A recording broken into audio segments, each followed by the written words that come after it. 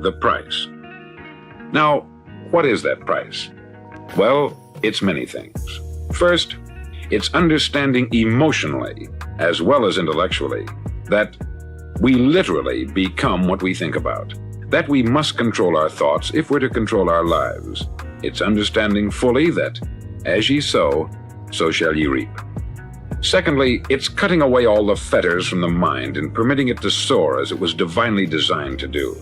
It's the realization that your limitations are self-imposed, and that the opportunities for you today are enormous beyond belief. It's rising above narrow-minded pettiness and prejudice.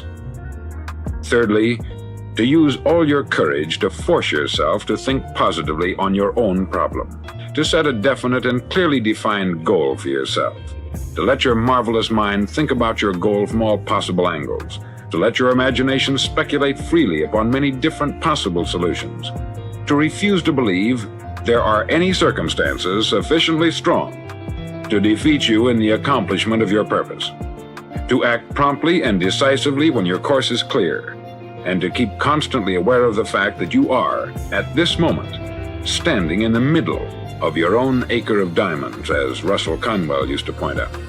Fourth, save at least 10% of what you earn. It's also remembering that no matter what your present job, it has enormous possibilities if you're willing to pay the price. Now let's just go over the important points in the price each of us must pay to achieve the wonderful life that can be ours. It is, of course, worth any price. 1, you will become what you think about. 2, remember the word imagination. Let your mind soar. 3, courage. Concentrate on your goal every day. 4, save 10% of what you earn. And action. Ideas are worthless unless we act on them. There are 2 things that may be said of everyone. Each of us wants something, and each of us is afraid of something. I want you to write on a card what it is you want more than anything else. It may be more money. Perhaps you'd like to double your income or make a specific amount of money. It may be a beautiful home. It may be success at your job. It may be a particular position in life. It could be a more harmonious family. Each of us wants something. Write down on your card specifically what it is that you want. Make sure it's a single goal and clearly defined. You needn't show it to anyone, but carry it with you so that you can look at it several times a day. Think about it in a cheerful, relaxed, positive way each morning when you get up, and immediately you have something to work for, something to get out of bed for, something to live for.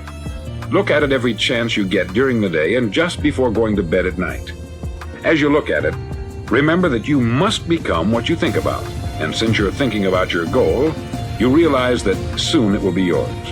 In fact, it's yours really the moment you write it down and begin to think about it. Look at the abundance all around you as you go about your daily business. You have as much right to this abundance as any other living creature. It's yours for the asking. Now we come to the difficult part. Difficult because it means the formation of what is probably a brand new habit. And new habits are not easily formed. Once formed, however, it'll follow you for the rest of your life. Stop thinking about what it is you fear. Each time a fearful or negative thought comes into your consciousness, replace it with a mental picture of your positive and worthwhile goal. There will come times when you will feel like giving up. It's easier for a human being to think negatively than positively. That's why only 5% is successful. You must begin now to place yourself in that group. For 30 days, you must take control of your mind. It will think only about what you permit it to think. Each day for this 30-day test, do more than you have to do. In addition to maintaining a cheerful, positive outlook, give of yourself more than you've ever done before. Do this knowing that your returns in life must be in direct proportion to what you give. The moment you decide on a goal to work toward, you're immediately a successful person. You're then in that rare and successful category of people who know where they're going. Out of every 100 people, you belong to the top 5. Don't concern yourself too much with how you're going to achieve your goal. Leave that completely to a power greater than yourself. All you have to do is know where you're going. The answers will come to you of their own accord. Ask, and it shall be given you. Seek, and ye shall find. Knock, and it shall be opened unto you. For every one that asketh receiveth, and he that seeketh findeth, and to him that knocketh it shall be opened. It's as marvelous and as simple as that. In fact, it's so simple that in our seemingly complicated world, it's difficult for an adult to understand that all he needs is a purpose and faith. For 30 days, do your best. If you're a salesman, go at it as you've never done before, not in hectic fashion, but with the calm, cheerful assurance that time well spent will give you the abundance in return you deserve and want. If you're a homemaker, devote your 30-day test to complete giving of yourself without thinking about receiving anything in return, and you'll be amazed at the difference it makes in your life. No matter what your job, do it as you've never done it before for 30 days. And if you've kept your goal before you every day, you'll wonder and marvel at this new life you've found. Dorothea Brand, outstanding editor and writer, discovered it for herself and tells about it in her fine book, Wake Up and Live. Her entire philosophy is reduced to the words, act as though it were impossible to fail.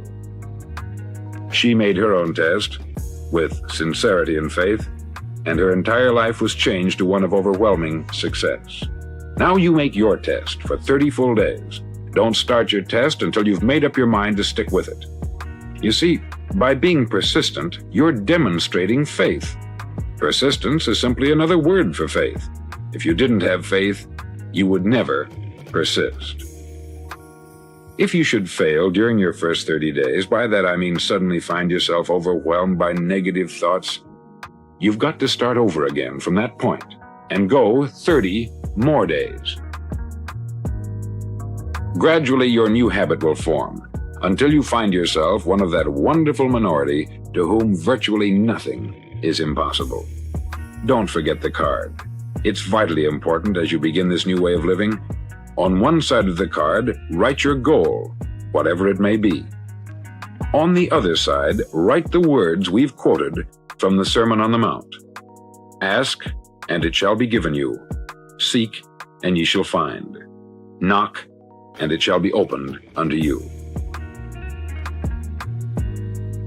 In your spare time during your test period, read books that will help you. Inspirational books like the Bible, Dorothea Brand's Wake Up and Live, The Magic of Believing by Claude Bristol, Think and Grow Rich by Napoleon Hill, and other books that instruct and inspire. Nothing great was ever accomplished without inspiration. See that during these crucial first 30 days, your own inspiration is kept at a peak. Above all, don't worry. Worry brings fear, and fear is crippling. The only thing that can cause you to worry during your test is trying to do it all yourself. Know that all you have to do is hold your goal before you. Everything else will take care of itself. Remember also to keep calm and cheerful. Calm and cheerful. Don't let petty things annoy you and get you off course.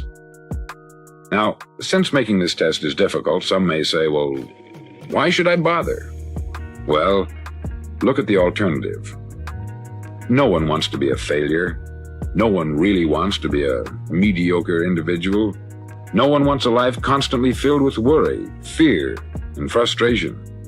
Therefore, remember that you must reap that which you sow. If you sow negative thoughts, your life will be filled with negative things. If you sow positive thoughts, your life will be cheerful, successful, and positive. Now, gradually, you will have a tendency to forget what you've heard on this record. Play it often. Keep reminding yourself of what you must do to form this new habit. Gather your whole family about and listen to what's been said here at regular intervals. You know, most men will tell you that they want to make money without understanding the law. The only people who make money work in the mint. The rest of us must earn money. This is what causes those who keep looking for something for nothing or a free ride to fail in life. The only way to earn money is by providing people with services or products which are needed and useful. We exchange our product or service for the other man's money. Therefore, the law is that our financial return will be in direct proportion to our service. Success is not the result of making money. Making money is the result of success. And success is in direct proportion to our service. Most people have this law backwards. They believe that you're successful if you earn a lot of money. The truth is that you can only earn money after you're successful. It's like the story of the man who sat in front of the stove and said to it, "Give me heat, and then I'll add the wood." How many men and women do you know, or do you suppose there are today, who take the same attitude toward life? There are millions. We've got to put the fuel in before we can expect heat. Likewise, we've got to be of service first before we can expect money. Don't concern yourself with the money. Be of service. Build, work, dream, create. Do this, and you'll find there's no limit to the prosperity and abundance that will come to you. Prosperity is founded upon a law of mutual exchange. Any person who contributes to prosperity must prosper in turn himself. Sometimes the return will not come from those you serve, but it must come to you from someplace, for that is the law. For every action, there is an equal and opposite reaction. As you go daily through your 30-day test period, remember that your success will always be measured by the quality and quantity of service you render, and money is a yardstick for measuring this service. No man can get rich himself unless he enriches others. There are no exceptions to a law. You can drive down any street in America and from your car estimate the service that's being rendered by the people living on that street. Had you ever thought of this yardstick before? It's interesting. Some, like ministers and priests and other devoted people, measure their returns in the realm of the spiritual, but again, their returns are equal to their service. Once this law is fully understood, any thinking person can tell his own fortune. If he wants more, he must be of more service to those from whom he receives his return. If he wants less, he has only to reduce this service. This is the price you must pay for what you want. If you believe you can enrich yourself by deluding others, you can only end by deluding yourself. It may take some time, but just as surely as you breathe, you'll get back what you put out.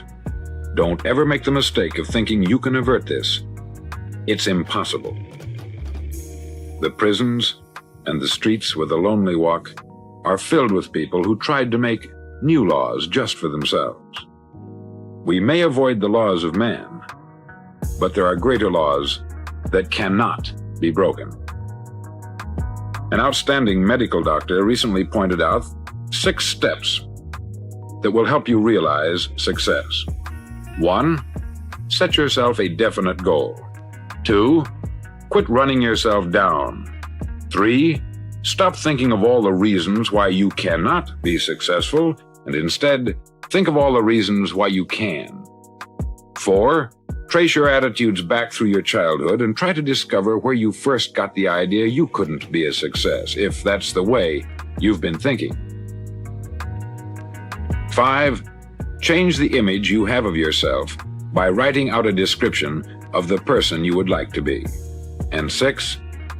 Act the part of the successful person you have decided to become. The doctor who wrote those words is a noted West Coast psychiatrist, David Harold Fink, MD. Do what all the experts since the dawn of recorded history have told you you must do. Pay the price by becoming the person you want to become. It's not nearly as difficult as living unsuccessfully.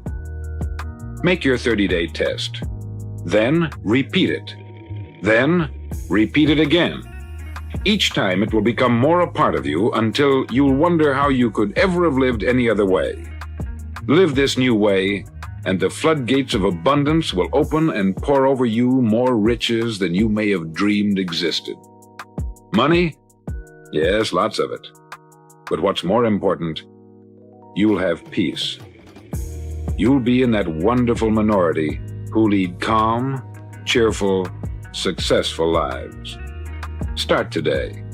You have nothing to lose, but you have a life to win.